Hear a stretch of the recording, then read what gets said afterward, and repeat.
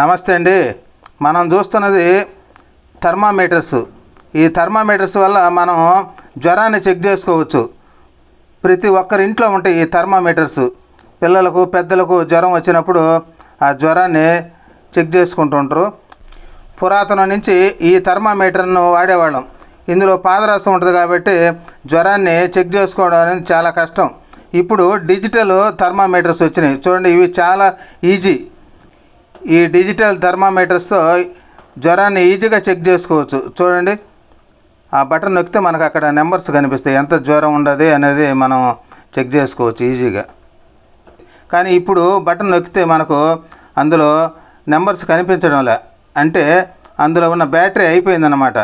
ఈ బ్యాటరీ అయిపోయిందని చెప్పేసి ఈ థర్మామీటర్ మనం బయట పారేస్తుంటాం ఎక్కువగా. ఇప్పుడు మనం ఈ డిజిటల్ థర్మామీటర్ను కొత్తదానిలాగా పనిచేయాలంటే అందులో సెల్ ఉంటుంది. ఆ క్యాప్ను తీసేసేయాలి. చూడండి, ఆ క్యాప్ను తీస్తే ఆ లోపల సెల్ కనిపిస్తుంది చూడండి మనకు.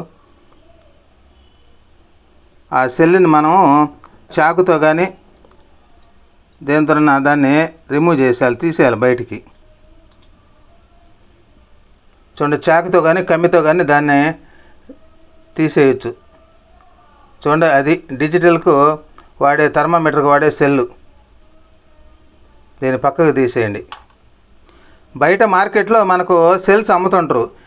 ఏ డిజిటల్ థర్మామీటర్కైనా కూడా సెల్ అయినా పనిచేస్తాయి. ఇప్పుడు మనం తెచ్చుకున్న సెల్ చూడండి, ఆ విధంగా దానిపైన ప్లస్ గుర్తుంటుంది. ఇప్పుడు మనం చూస్తున్నాం చూడండి, ఆ సెల్ పైన ప్లస్ గుర్తుంటుంది. మనం సెల్ తీసిన దగ్గర ఆ థర్మామీటర్ పైన ప్లస్ గుర్తుంటుంది. ఆ పైకి ప్లస్ వచ్చేటట్టుగా దాన్ని ఆ సెల్ని లోపలికి సెట్ చేసుకోవాలి. ఆ విధంగా సెట్ చేసుకున్న తర్వాత మనం తీసిన క్యాప్ను యథాప్రకారంగా దానికి నొక్కేసేయాలి. ఆ విధంగా పెట్టుకుంటే మనకు చూడండి యథాప్రకారం కొత్త దానిలాగా థర్మామీటర్ నొక్కితే మనకు నెంబర్స్ కనిపిస్తున్నాయి చూడండి. ఇప్పుడు మనం జ్వరం ఉన్నది లేనిది ఈజీగా చెక్ చేసుకోవచ్చు అనమాట. చూడండి, డిజిటల్ థర్మామీటర్కి సెల్ వేసాం. ఇప్పుడు సెల్ వేసినందువల్ల మనకు కొత్త దానిలాగా వచ్చేసింది చూడండి. ఈ థర్మామీటర్ యథాప్రకారంగా నెంబర్స్ కనిపిస్తున్నాయి. ఇప్పుడు జ్వరం చూసుకోవచ్చు. ఇప్పుడు కరెక్ట్గా వస్తుంది అనమాట.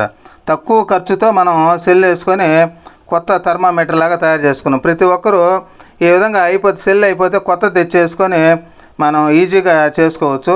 ఇలాంటివన్నీ ప్రతిరోజు చేసి చూపిస్తుంటాం కాబట్టి నచ్చితే సబ్స్క్రైబ్ చేయండి, లైక్ చేయండి. పాత థర్మామీటర్కి కొత్త సెల్ వేసుకొని యథాప్రకారంగా ఉండే విధంగా చేసుకొని వాడుకుంటారని కోరుకుంటున్నాను. నమస్తే.